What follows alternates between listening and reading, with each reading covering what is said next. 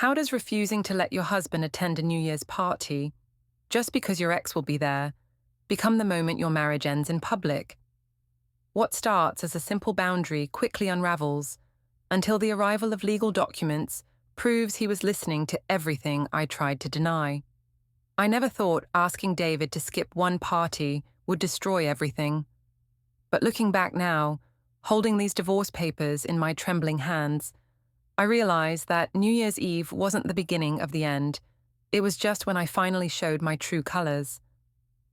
It started on a Tuesday morning in our kitchen. David was making Eva's lunch, methodically cutting her sandwich into perfect triangles the way she liked. Our 7-year-old daughter was upstairs getting dressed for school, and I was scrolling through my phone, seeing all the buzz about Marina's New Year's party downtown. "So, Marina's having that party at the bistro," I said casually, not looking up from my screen. "Should be fun." David glanced over, still focused on the sandwich. "Oh yeah? The one she's been planning since October?" I kept my tone light, but my stomach was already knotting up. I knew what I had to say next, and I knew David wouldn't like it. "Listen, there's just one tiny thing. Zane's going to be there." David's hand stilled on the lunchbox. Zane Rutherford, my ex-boyfriend from college, the one who'd been sliding back into my life through social media and work connections over the past few months. The one David had started asking uncomfortable questions about. "Okay," David said slowly. "And?" I set my phone down and tried to look reasonable. "And I think it might be better if you didn't come. Just to avoid any weirdness, you know. Keep things simple." The silence stretched between us. David closed Eva's lunchbox with a soft click and turned to face me fully. His brown eyes, usually so warm and patient, looked hurt. "You're asking me not to come to a New Year's party because your ex will be there." "I'm not asking exactly. I'm just suggesting that maybe—" "Isolde." His voice was quiet, but there was something underneath it I hadn't heard before. "We're married. We're supposed to go to parties together." I felt that familiar surge of irritation. This was exactly the kind of reaction I'd expected from him. David always made everything so complicated, so heavy. Why couldn't he just trust me? "It's not about us being married," I said, standing up and moving to the coffee maker. "It's about being mature adults who can handle social situations without drama. Some people might find it awkward, having you there when Zane is." "Some people? Or you?" I turned around, and David was staring at me with an expression I couldn't quite read. Not angry exactly. More like he was seeing something clearly for the first time. "I'm thinking about everyone involved," I said, "including you. Do you really want to spend New Year's Eve feeling uncomfortable and out of place?" I wouldn't feel out of place at a party with my wife. The way he said "my wife" made something twist in my chest. Not guilt, exactly, but something close to it. I pushed the feeling away. "David, you're being insecure about this. Zane is just an old friend. We work in similar fields now. We have mutual connections. It's perfectly normal for us to be at the same social events." "Then it should be perfectly normal for your husband to be there too." God, he was being so stubborn about this. I could feel my patience wearing thin. "Fine," I said, throwing up my hands. "If you want to come and make things weird for everyone, that's your choice. But don't blame me when people are walking on eggshells all night." David stared at me for a long moment. Then he picked up Eva's lunchbox and backpack.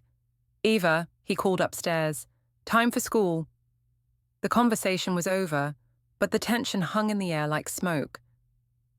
David drove Eva to school that morning without saying goodbye to me, and I told myself he was being ridiculous. I was just trying to keep things smooth for everyone. Why couldn't he see that? My phone buzzed with a text from my sister Mira. "Heard about the party drama, David being clingy again?" I'd mentioned the situation to her the night before, looking for support. Mira had never liked David much. She thought he was boring and held me back from living my best life. I texted back, "He's being weird about Zane being there, like he doesn't trust me. Ugh. Men are so insecure. You should go without him. Show him you don't need his permission." That afternoon, David's mother Lorna called while I was at work. I let it go to voicemail but listened to the message later. Isolde, honey, David mentioned you two had some kind of disagreement about New Year's. I hope you'll think about putting your marriage first. These kinds of situations can spiral if you're not careful. I deleted the message, annoyed. Lorna had always been protective of David, sometimes to the point of interference. She didn't understand that marriages needed breathing room, space for both people to maintain their individual friendships and connections. That evening, David was quiet during dinner. Eva chatted about her day at school, and he listened attentively, asking questions about her art project and the book they were reading in class.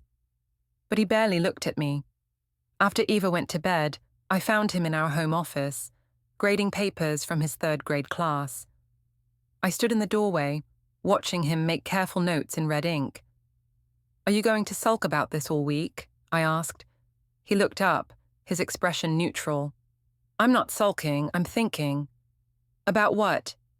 "About whether my wife would rather spend New Year's Eve with her ex-boyfriend than with me." "That's not what this is about, and you know it." "Do I?" He set down his pen and leaned back in his chair.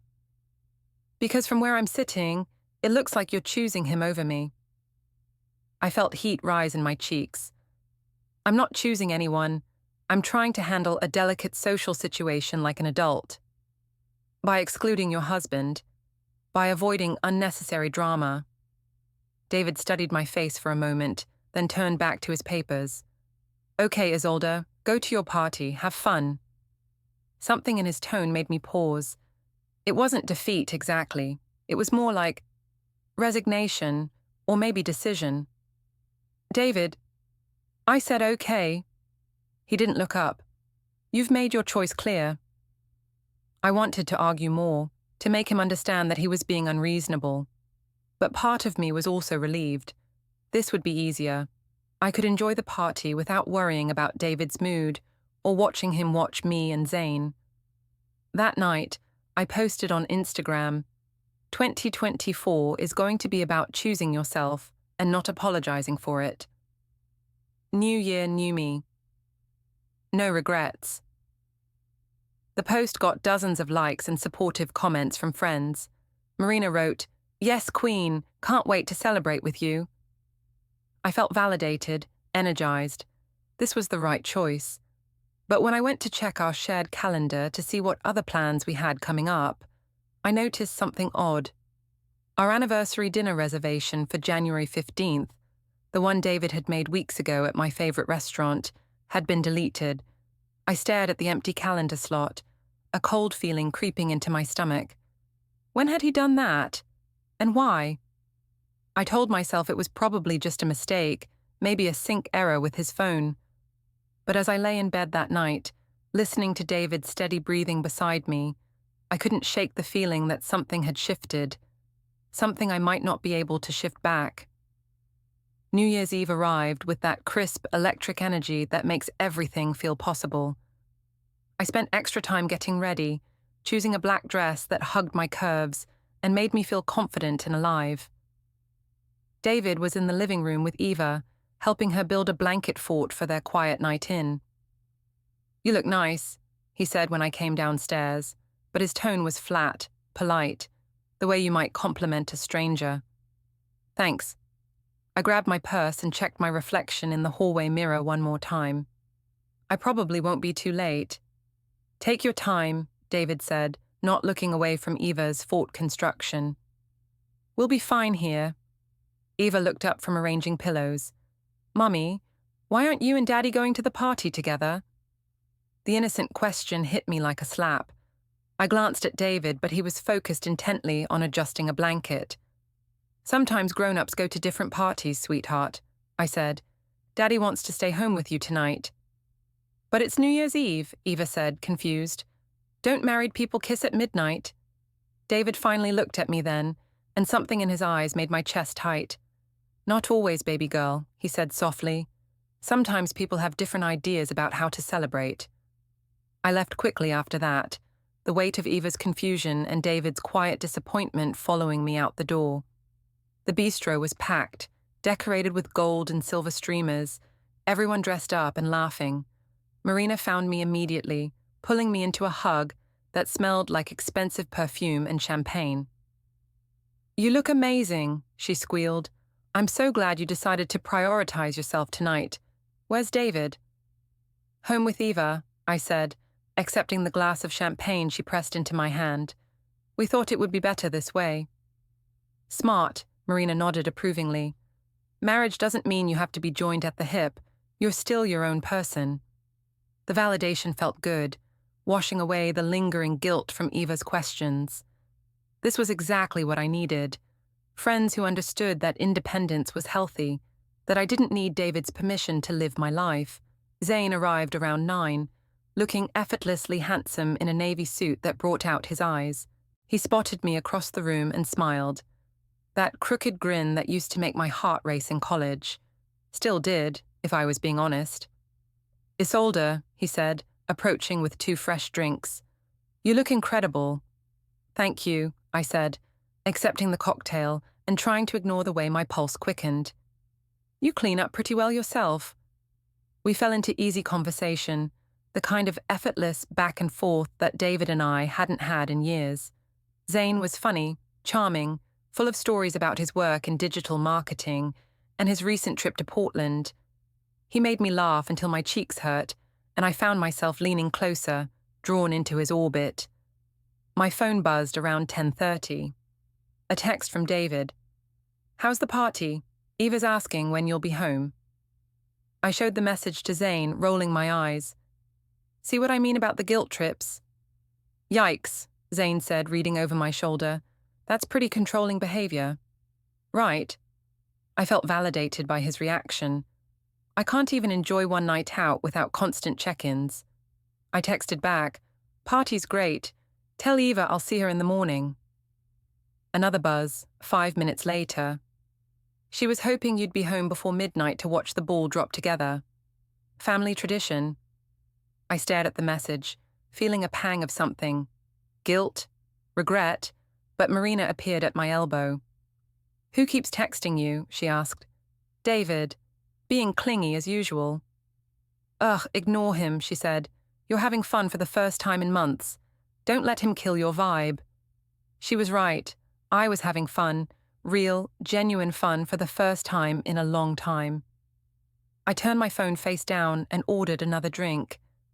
As the night went on, I found myself telling my friends about David's controlling behavior, how he'd tried to make me feel guilty about coming tonight, how he was always checking up on me and making me feel suffocated.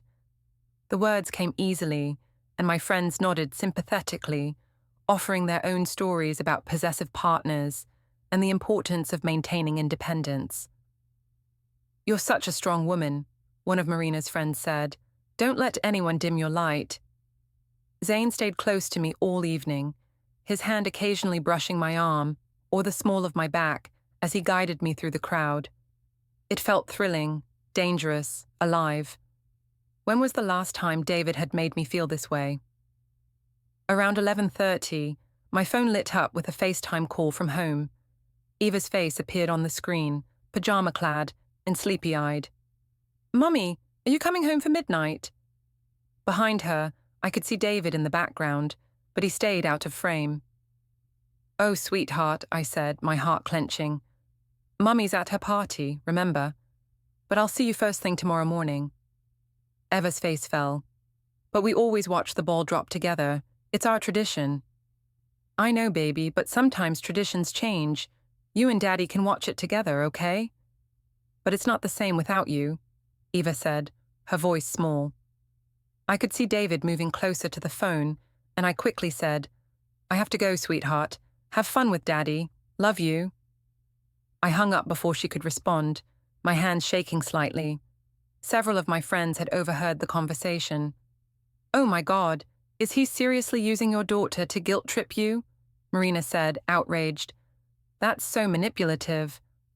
"He's probably coaching her to say that stuff," another friend added. "Classic controlling behavior."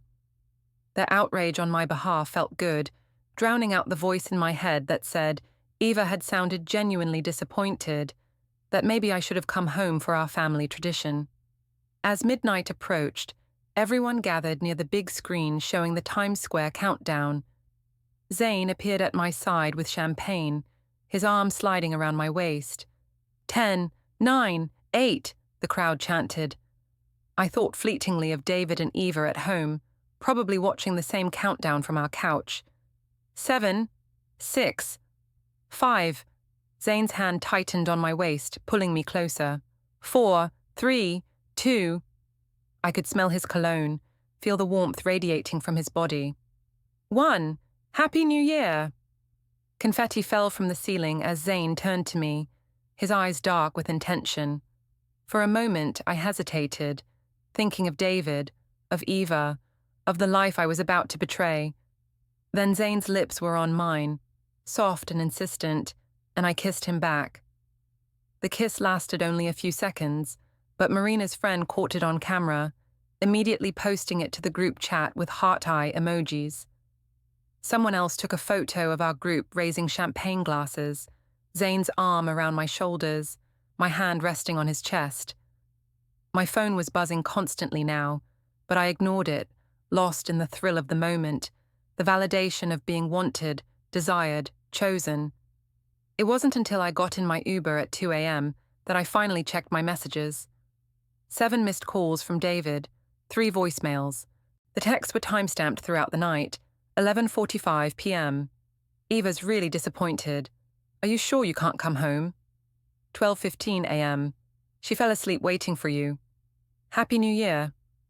1:30 a.m. Saw Marina's Instagram story. Interesting way to ring in the new year.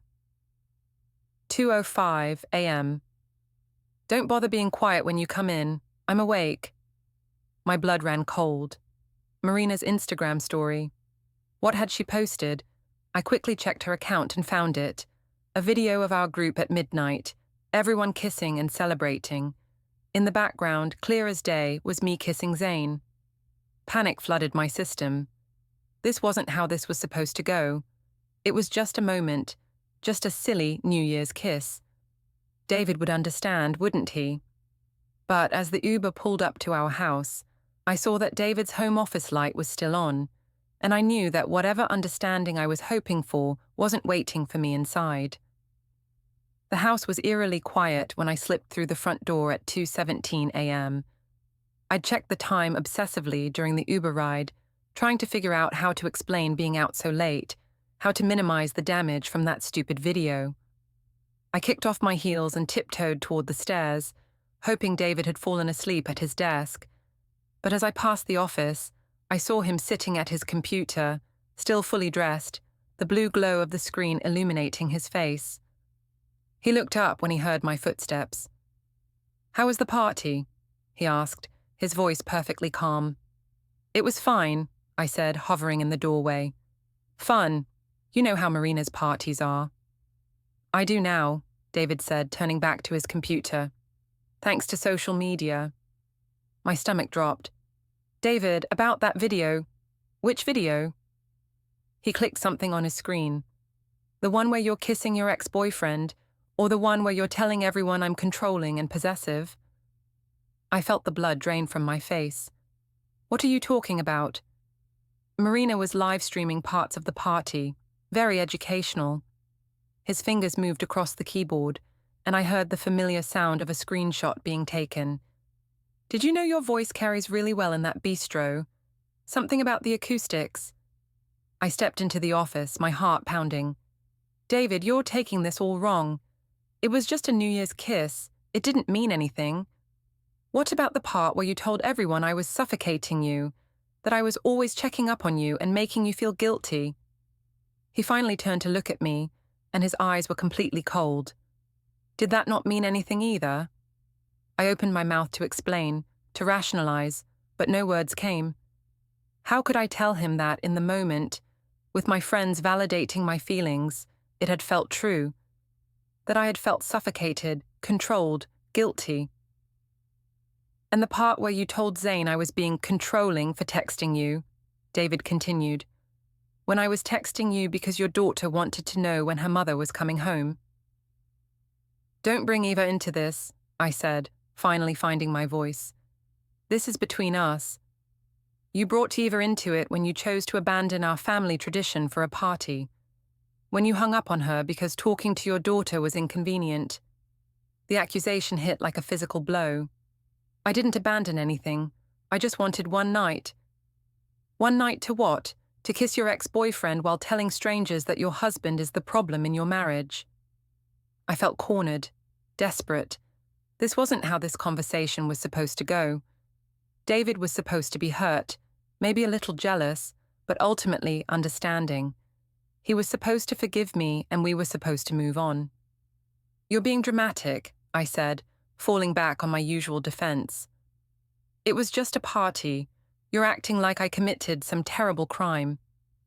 David stared at me for a long moment. Then he laughed, but it wasn't a happy sound. You're right, he said. Kissing someone else while publicly humiliating your spouse isn't a crime. It's just the end of a marriage. Don't be ridiculous, I snapped. You're blowing this completely out of proportion. Nothing happened. It was just a stupid kiss. Nothing happened? David's voice rose slightly, the first crack in his calm facade. You told a room full of people that I'm a controlling husband. You kissed another man at midnight instead of being home with your family. You lied to our daughter about why you couldn't come home, but nothing happened. I could feel tears starting to form, but they were tears of frustration, not remorse. Why was he being so stubborn about this? Why couldn't he just let it go? I was having fun for the first time in months, I said. I'm sorry if that threatens you, but I'm not going to apologize for enjoying myself. Enjoying yourself, David repeated slowly. Is that what we're calling it? Yes. God, David, when did you become so boring, so jealous and insecure? I used to be able to talk to you, but now every conversation turns into an interrogation. When did I become boring?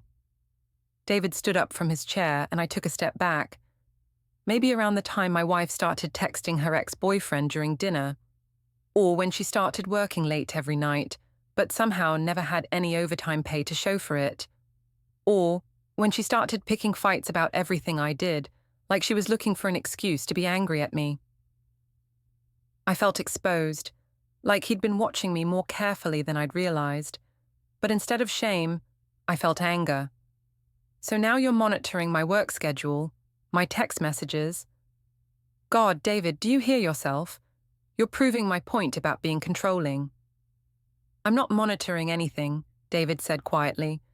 I'm just paying attention to my wife, something I should have done more carefully months ago. There was something in his tone that made me nervous. A certainty, like he'd made some kind of decision. What's that supposed to mean? It means I'm done pretending this marriage is working. David walked past me toward the door. I'm sleeping in the guest room tonight, and probably for the foreseeable future. David, wait! I followed him into the hallway. You're being crazy. We can work this out. It was just one stupid night. He paused at the bottom of the stairs, his hand on the banister. Was it? Or was tonight just the first time I had proof? The question hung in the air between us, heavy with implication. I wanted to deny it, to tell him he was wrong, but the words wouldn't come. I don't know what you think you know, I said finally. I know enough. David started up the stairs, then paused.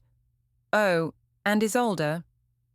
Next time you want to tell people how terrible your husband is, you might want to make sure he's not listening. I stood alone in the hallway, my heart racing.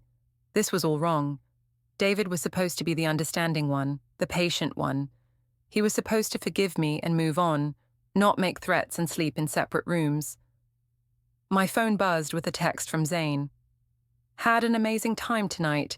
Can't wait to see you again soon. I stared at the message, remembering the thrill of his kiss, the way he'd made me feel alive and desired. But now, standing in my dark hallway with my husband upstairs in another room, the memory felt tainted. I was about to delete the message when I heard footsteps on the stairs. David appeared, carrying a pillow and blanket. Forgot these, he said, not meeting my eyes. As he passed me, His phone lit up with the text preview visible on his lock screen. He glanced down at it, then at me. "Interesting timing," he said, and continued toward the guest room. I stood there for another 10 minutes, waiting for him to come back out, to say something else, to give me a chance to explain. But the guest room door stayed closed, and eventually I went upstairs alone.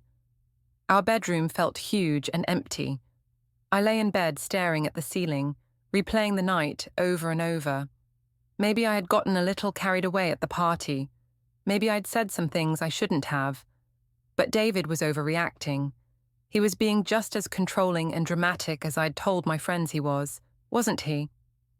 As I finally drifted off to sleep around 4 a.m., I could hear David moving around downstairs, the soft sounds of someone who was wide awake and thinking, planning. The next few days passed in a cold war of silence. David was polite but distant, speaking to me only when necessary and always in front of Eva. He made breakfast, helped with homework, handled bedtime routines, all the normal family activities, but with an invisible wall between us. I threw myself into work, trying to push away the growing knot of anxiety in my stomach. At the office, I found myself seeking validation from my colleagues, subtly steering conversations toward relationships and marriage. "How was everyone's New Year's?" I asked during our Monday lunch break, settling into the break room with my salad. "Quiet," said Jessica from accounting. "Tom and I just stayed in, watched movies. Getting old, I guess." "I went to Marina's party downtown," I said casually. "It was amazing. Sometimes you just need a night to remember who you are outside of being a wife and mom, you know?" "Absolutely," agreed Sarah from HR. "My ex-husband never understood that. He wanted me home every night, like I was his property or something." I felt a surge of validation. Exactly. David got all weird about me going out without him, like we're married, not conjoined twins. "Men can be so insecure," Jessica said, shaking her head. "They can't handle strong, independent women." The conversation felt good, confirming what I'd been telling myself all weekend. David was being unreasonable. I wasn't the problem here. But as the week went on, I started noticing things. Whispered conversations that stopped when I walked by. Glances that lingered a little too long. A weird energy in the office that I couldn't quite place. On Wednesday, I was heating up my lunch in the microwave when I overheard two of my co-workers talking by the coffee machine. "Did you see those photos from New Year's?" one of them was saying. "The ones from Marina's party. Yeah, wild night apparently." I felt bad for her husband, staying home with the kid while she's out making out with her ex. Right?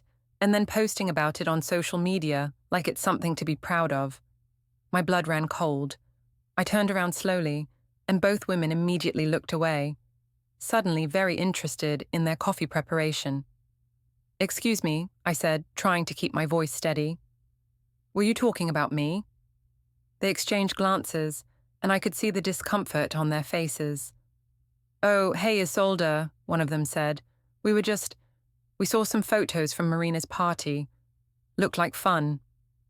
"What photos?" I asked, even though I was pretty sure I knew.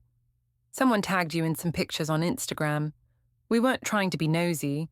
They just showed up in our feed." I pulled out my phone with shaking hands and checked my notifications.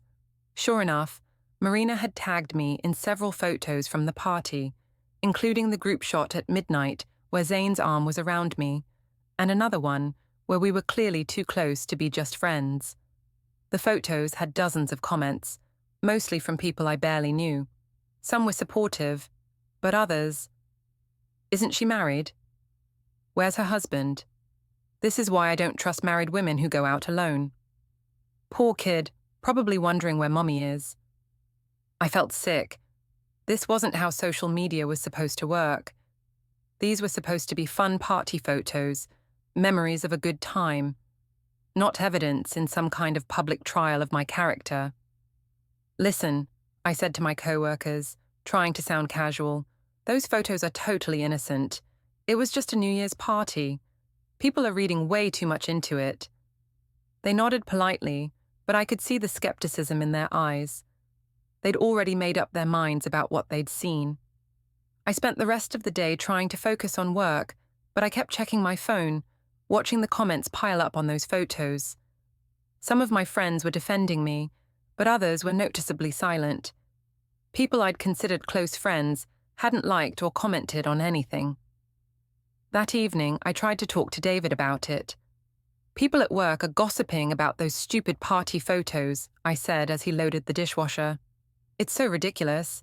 They're acting like I committed adultery or something." David didn't look up from the dishes. "What do you want me to say?" "I want you to agree that people are overreacting, that they're making a big deal out of nothing."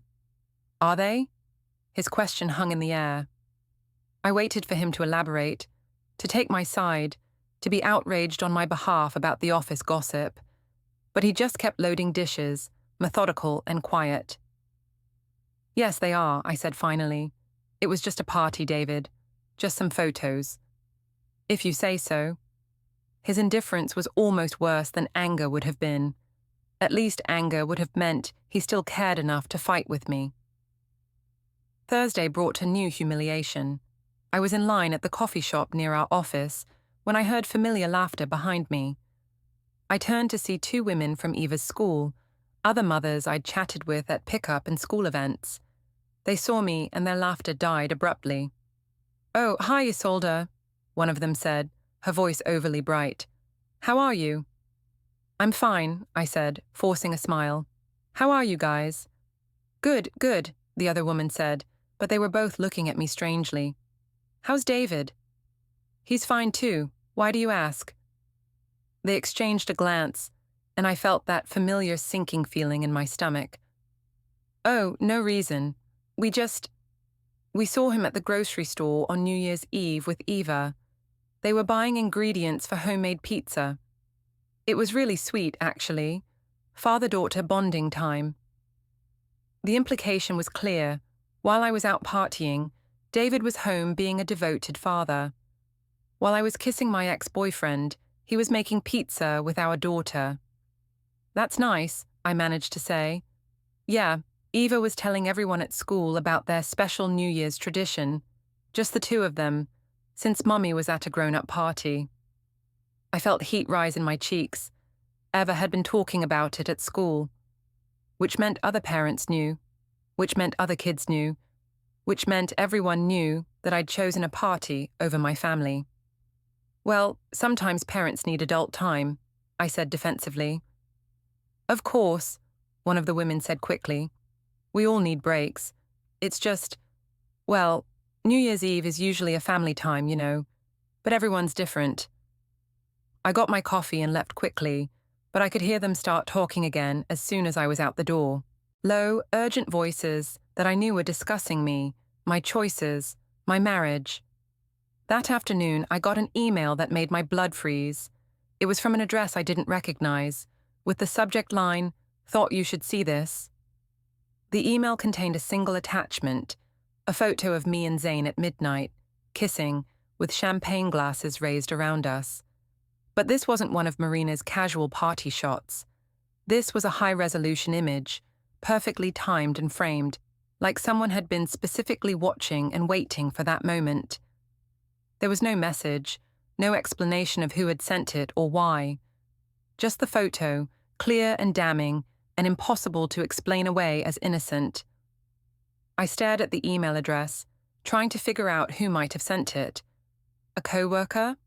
Someone from the party? A friend of David's? Or David himself?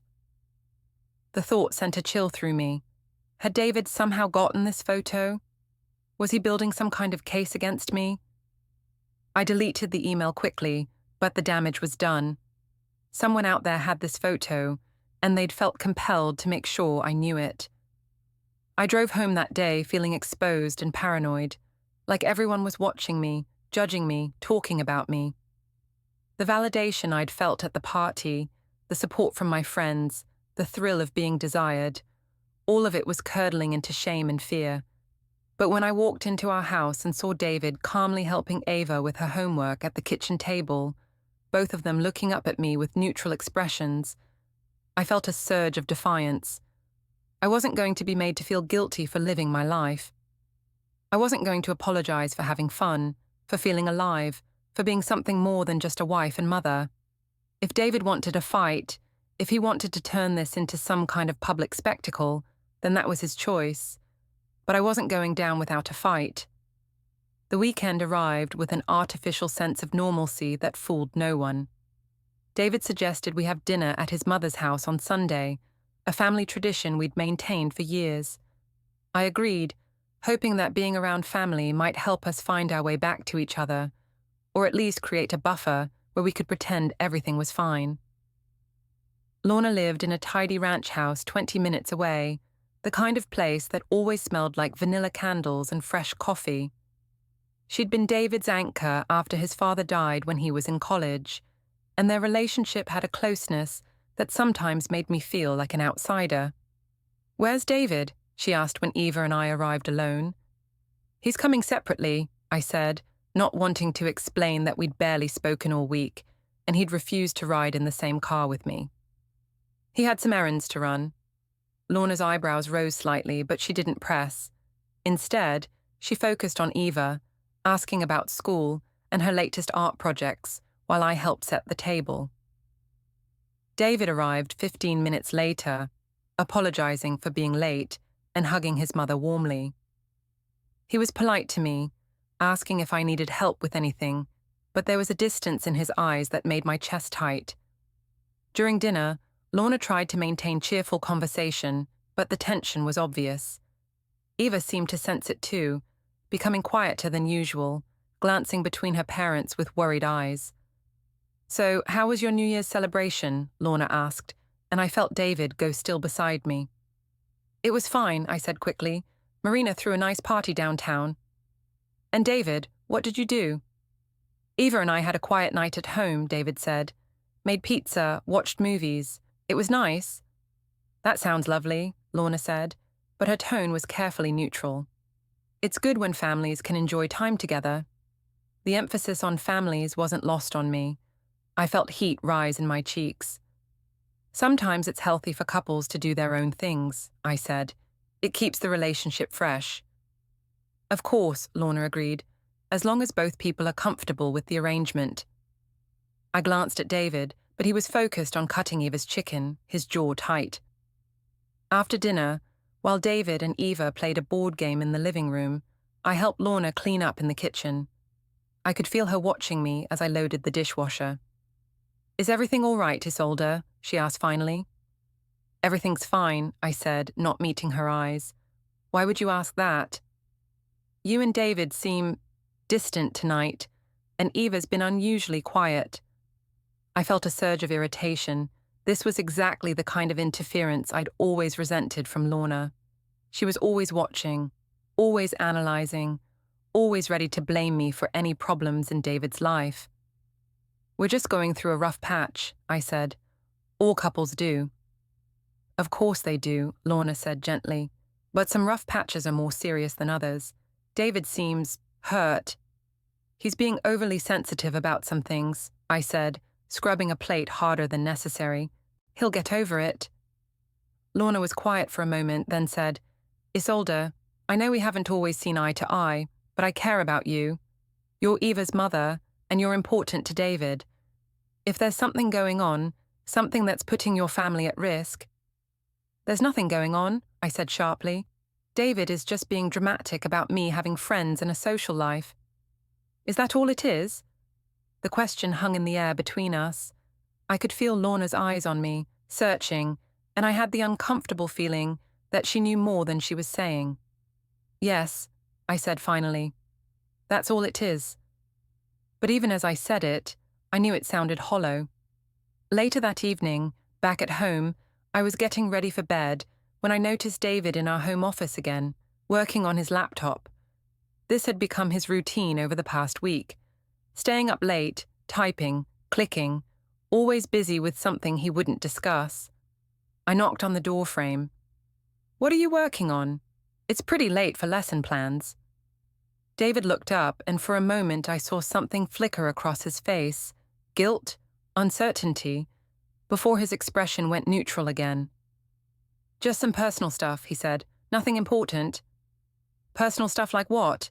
"Just organizing some things, documents and files, boring adult stuff."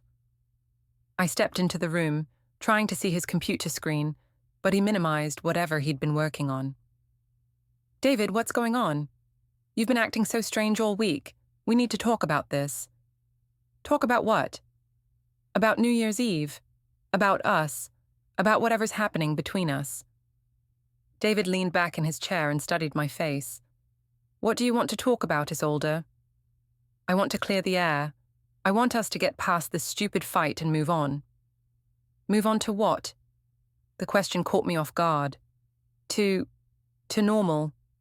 To our life. To being a family again." "Are we not a family now?" "You know what I mean. You're sleeping in the guest room. You barely talk to me. You're acting like I committed some terrible crime." "What crime do you think you committed?" I felt frustrated by his questions, the way he kept turning everything back on me, instead of just accepting my apology and moving forward. "I don't think I committed any crime," I said. "I went to a party. I had fun. I maybe got a little carried away, but it was harmless." "Harmless to who?" "To everyone. David, it was just one night. One stupid kiss that didn't mean anything." "Did it mean something to Eva when she fell asleep waiting for you to come home?" The question hit like a physical blow. I thought of Eva's disappointed face on the FaceTime call, her confusion about why Mommy and Daddy weren't together on New Year's Eve. "That's not fair," I said. "You're using Eva to manipulate me." "I'm not manipulating anyone. I'm asking if you think your choices were harmless to your daughter." I felt tears starting to form, but they were tears of frustration, not remorse. Why couldn't he just let this go? Why did everything have to be so complicated with him? "Fine," I said. "I'm sorry Eva was disappointed. I'm sorry I went to the party. I'm sorry I had fun for one night. Is that what you want to hear?" David stared at me for a long moment. "No," he said finally. "That's not what I want to hear." "Then what do you want?" "I want to hear that you understand why what you did was wrong. I want to hear that you're sorry for betraying our marriage, not sorry that you got caught. I want to hear that you choose us over him." "Choose us over who?" "You know who." "Zane." He was talking about Zane. But how could I choose between them when David was being so cold and distant, and Zane made me feel alive and desired? "There's no choice to make," I said. "Zane is just a friend." "Is he?" "Yes." David reached for his phone, which was sitting on the desk beside his laptop. He unlocked it and showed me the screen. It was a text conversation, my text conversation with Zane from the past week. "How did you—" I started, then stopped. David's phone. "We were on the same family plan, the same cloud backup system. If he'd wanted to access my messages—" "Interesting definition of friendship," David said, scrolling through the messages. I felt sick. The texts weren't explicitly sexual, but they were flirtatious, intimate, full of inside jokes and references to our college relationship. Messages I'd sent during lunch breaks at work, late at night when David was asleep. Moments when I'd felt lonely and unappreciated, and had reached out to someone who made me feel special. "David, those messages don't mean anything." "Don't." His voice was quiet but firm. "Don't lie to me anymore. I've heard enough lies." He set the phone down and looked at me with an expression I'd never seen before. Not anger, not hurt, but something colder, something final. "I think you should sleep in the guest room tonight," he said. "I need some space to think." "Think about what?" "About what comes next." The words sent a chill through me. This wasn't just about New Year's Eve anymore. This wasn't just about one night or one kiss, or even a week of flirty text messages. This was about our marriage, our family, our entire life together. And for the first time since this whole thing started, I realized that I might be about to lose everything. Sleepless, I told myself David was dramatic and I could fix it. At breakfast, he was dressed, Eva's lunch packed. Tonight, he said, taking her to school. By noon, the office called. David had made himself primary emergency contact, added his mother, and requested Eva's records. Panic followed me home to a note.